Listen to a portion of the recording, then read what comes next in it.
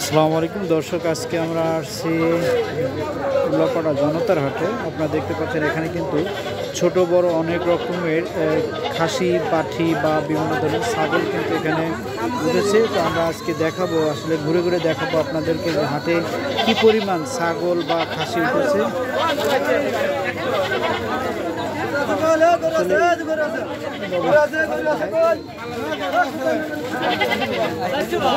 আসলে যেভাবে হাটের মধ্যে গরু বা ছাগল যায়, ভয় লাগে যে কখন কাকে অ্যাক্সিডেন্ট করে। আপনারা দেখতে পাচ্ছেন এগুলো কিন্তু হাটে গরু ছাগল এসেছে। ছাগল আসলে এখানে অনেক ছাগল, দুই পাশে দেখায়।